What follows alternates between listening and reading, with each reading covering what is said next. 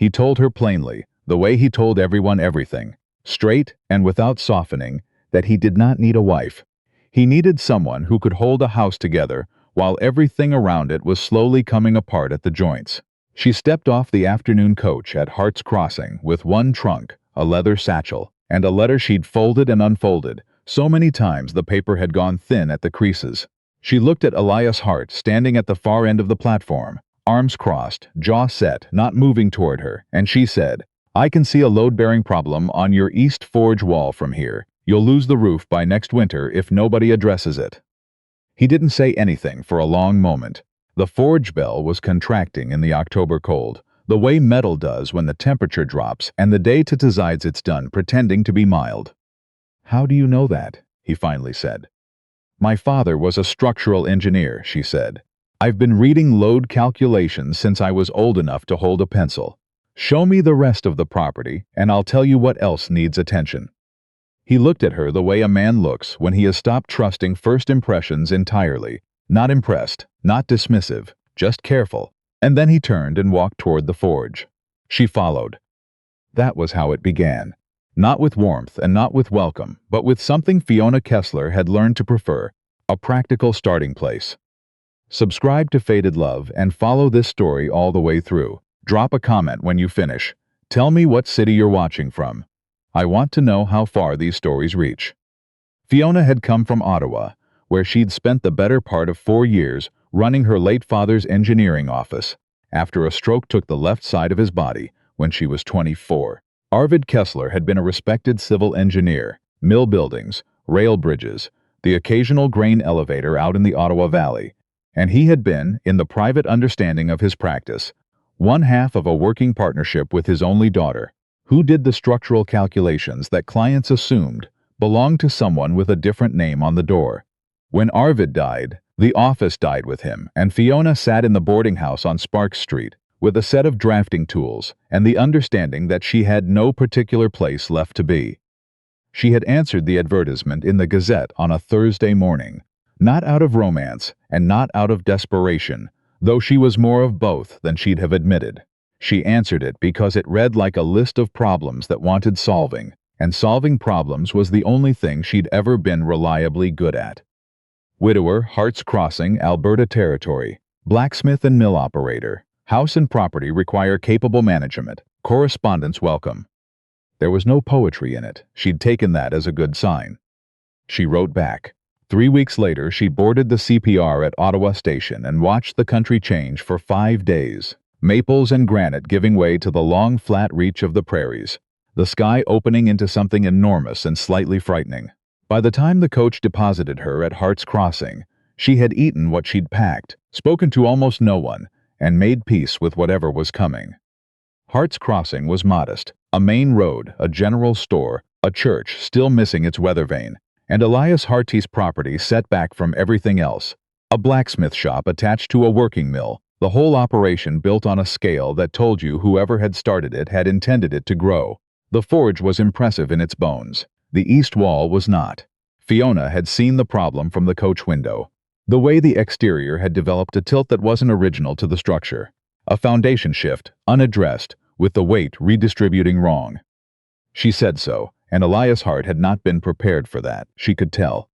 He was somewhere in his early 40s, tall and broad, through the shoulders, with the weathered stillness of a man who had spent a long time outdoors and an equal amount of time alone.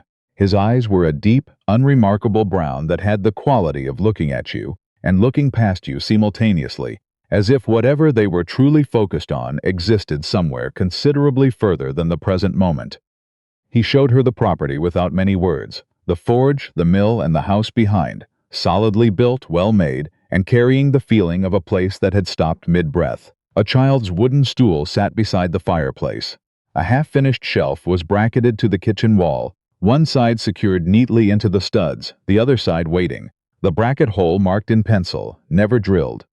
Fiona looked at it for a moment, and then looked away, because some things you understand without being told, and this was one of them. "The mill accounts and the house," Elias said from the doorway. "Those are the responsibilities." "I'll manage them," she said. "Supper's your concern starting tonight." She found what she needed and started a fire. George Finch was Elias's forge hand, a compact and wiry man in his 50s who said very little to anyone and seemed to have appointed himself an unofficial observer of Fiona's first 2 weeks in the way that quiet people sometimes do, not intrusively, just present, watching, forming conclusions. On the 5th day, he appeared in the kitchen doorway with the expression of a man who had decided to say something and was still working out what it would be. "Most women last about a week," he said. Fiona was mending a harness strap at the kitchen table. "Is that so?" she said. Before they ask about the next coach east, he tilted his head toward the forge. "He's not what you'd call easy company." "I've noticed," she said pleasantly. George stood a moment longer. 4 years, he said, and seemed to decide that was sufficient and left. 4 years. She had already known it from the house. The way grief leaves fingerprints on everything when a person stops fighting it. The small stool, the unfinished shelf. But a number made it real in a way that the evidence alone didn't. It said, "This man has been living inside this for 4 years and is still standing," which meant he was either very strong or very stubborn, and she suspected it was probably both in proportions she hadn't yet sorted out. She was learning, slowly, to read the particular silences he used instead of speech. There were several. The silence of a man who has nothing to say. The silence of a man who has something to say and has decided against it. And the rarest one, which she'd only heard twice, the silence of a man who is listening to something more carefully than he'd intended. The breaking point came on the 12th day, and it came from the mill accounts. Elias had given her a list of duties on the second morning: kitchen, garden, correspondence, mill accounts, written in handwriting that was blunt and orderly, and told you exactly what you needed to know about him. She worked toward the accounts last, because she suspected they'd require the most time. She was right. The ledgers covered 3 years of entries that simply hadn't been reconciled against anything, not carelessness. She understood by now, but the inattention of a man managing grief and a business simultaneously who had let one of the two suffer. She had been working through the second ledger when she found the promissory note. It was folded between 2 quarterly expense sheets, filed neatly in a way that suggested someone had placed it deliberately, not hidden, but not prominent. It was signed by Declan Harte, Elias's younger brother, as co-holder of the property title. The sum was significant. The collateral was the forge and mill property in its entirety. She read it twice. She read the repayment terms against the mill's current revenue figures. She read the clause at the bottom of the page, which stated that in the event of default, the creditor held first right of claim on the full property value, including structures and operating equipment. She set the note down and pressed both hands flat on the desk. Elias came in from the forge at 6:30. He stopped in the kitchen doorway, a habit she'd come to recognize, and saw her face. "What is it?" he said, not a question. "Sit down, please," she said. "I need to show you something." She walked him through it the way her father had taught her to present a structural problem. Facts first, implications second, options third. He was completely still while she talked, hands flat on the table, the stillness of a man processing something that mattered deeply. "My brother signed this," he said when she finished. "Yes." "Without telling me." "The title appears to list him as co-holder since your grandfather's estate, which may be how he was able to sign without your direct countersignature. Whether that was legally proper depends on how the estate documents were drawn." He looked at the window, his jaw tightened, a long silence. "Declan always needed more money than he ever had," he said at last. "When I stopped paying attention to what he was doing, he stopped. That's when this happened." She said nothing. Some things don't need a response. "Is it fixable?" he said. "It can be disputed," she said.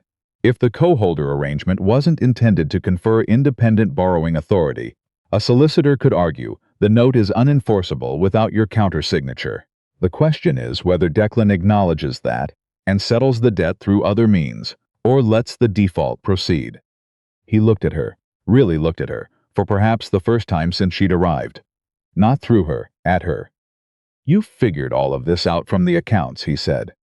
"The accounts told me," she said. "The forge revenue is solid. The mill numbers are good. You're carrying a liability you didn't know about. That can be addressed." Another silence, then, "Show me what a solicitor would need." It was the first time he had asked her for anything. She pulled the relevant documents toward her. He dragged a chair over and sat beside her, close enough that she could feel the warmth of him in the cool kitchen. And he listened the way she had already understood. He listened to things that mattered. Leaning slightly forward, asking precise questions, pointing to figures before she reached them. He was considerably sharper than his silence suggested. She had suspected as much. They worked until well past 11. When they finished, he sat back and looked at the papers. "I'll write to Declan," he said. "I've already drafted the letter," she said, and slid it across. He read it. Something moved in his face, not quite a smile, but close enough to the shape of one that she noticed it. "You drafted it before I agreed to write," he said. "I thought you probably would," she said. He folded the letter and put it in his breast pocket. At the door, he paused. "The east wall," he said. "The load-bearing problem. What would a repair take?" "I can draw you the plans," she said. "It's manageable before the ground freezes. A week of work, 2 at most." He was quiet a moment. "Tomorrow," he said, and left. She sat alone at the table in the quiet house and let herself feel, just briefly, the strangeness and the improbable usefulness of being here, and then she put it somewhere sensible and went to bed. Declan arrived on a Thursday, unannounced, the way men do when they'd prefer not to have given anyone time to prepare. He was a younger and softer version of Elias, the same jaw, the same brown eyes, but with none of the stillness, replaced by the restless energy of a man who knew he'd done something he couldn't easily explain, and was hoping to shape the conversation before the shape was decided for him. George Finch happened to be in the kitchen. He stayed. Declan directed everything to Elias. The note was a temporary arrangement. He'd intended to settle it before it became an issue. The timber market in Calgary had dropped unexpectedly. "You borrowed against my property without telling me," Elias said. "Our property," Declan said. "Father's deed listed us both." "Show me where Father's deed gave you independent borrowing authority without my knowledge." Elias said it flat and factual, without heat. Declan shifted. If we can just work out the repayment schedule." "Fiona," Elias said. She slid the draft letter across the table. She had updated it 2 days ago with terms from a solicitor's tariff schedule she'd found in the study. Declan read it. His face moved through several things quickly. "You had a solicitor look at this," he said. "Not yet," Fiona said, "but the framework is sound. The question is whether you'd prefer to settle this privately within the family, or through a territorial arbitrator, which would put the borrowing arrangement on the public land record." George cleared his throat. Declan looked at him. George examined the ceiling. Declan looked back at the letter. He looked at his brother. He looked finally at Fiona, the assessing look of a man deciding who exactly he was dealing with. Whatever he found, he seemed to decide it wasn't worth arguing with directly. "I'll cover the note," he said. 30 days. "That's the timeline, yes," Fiona said. Declan stood, picked up his hat. He said. Elias said nothing. Declan left. The kitchen was very quiet. George looked at his boots. "Well," he said. Then he poured himself more coffee, which was his version of a standing ovation, and Fiona accepted it as such. That evening, late after the forge had cooled, Elias came into the kitchen where she was sketching the east wall repair plan by lamplight.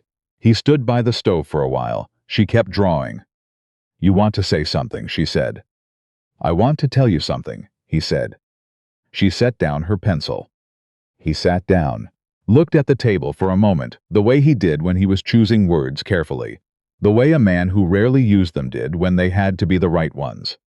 "Teddy was 4 years old," he said. "My son. He and Louisa were going to Calgary. It doesn't matter the reason. The road was bad that spring. The carriage went over on the embankment near the river crossing."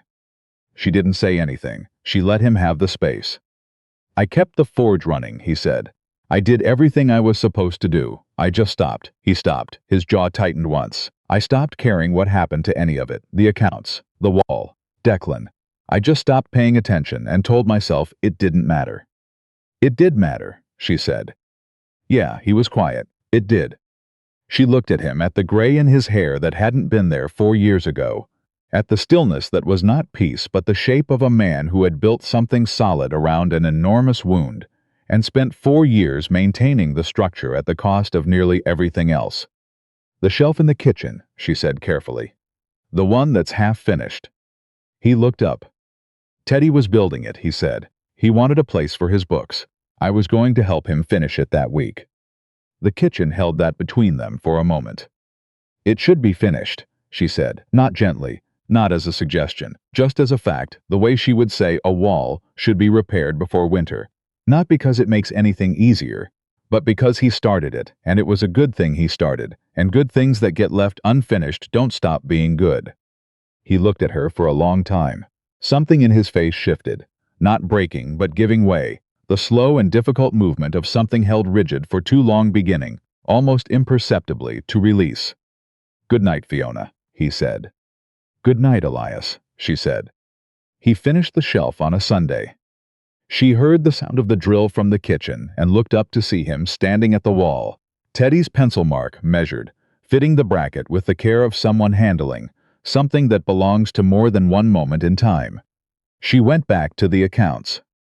An hour later, the shelf was done. He had stained it to match the kitchen woodwork. He had set 3 things on it: a farming almanac, a geological survey of Alberta, and at the end, small and careful, a child's illustrated book of Canadian wild animals. He didn't say anything about it. She didn't either. But that evening at supper, the silence between them was different. Not the silence of 2 strangers managing distance, but the silence of 2 people who had, without ceremony or announcement, arrived somewhere they had both been moving toward for weeks. Declan settled the note inside the 30 days. The property title passed to Elias's name alone. The east wall repair was finished before the November freeze. She drew the plans. George and Elias did the timber work, and the forge stood straight, the roofline corrected, the whole structure settling back into what it had always had the bones to be. In December, on an evening when the first real snowfall was coming down outside and the stove was burning well, Elias asked her properly. Not for the paper, not because the territory required it or because a solicitor recommended it. He set down his coffee cup and looked at her across the kitchen table and said, "I want to do this right, all of it, the way it's meant to be done." She looked at him, at the man who had written an advertisement containing no poetry and no promises, only a list of honest problems wanting solving, at the man who had not moved toward her on the platform and had moved toward her, incrementally and without drama, every single day since. "Yes," she said. He exhaled. Slowly, completely, the long release of a man who had been holding something for a very long time and had finally quietly set it down. Outside, the snow came down in the enormous Alberta dark. The forge stood straight against it. The shelf held its 3 books without leaning, and the house, which had been holding its breath for 4 years, let it go. Subscribe to Faded Love and leave a comment below. Tell me what city you're watching from. I want to see exactly how far this story travels.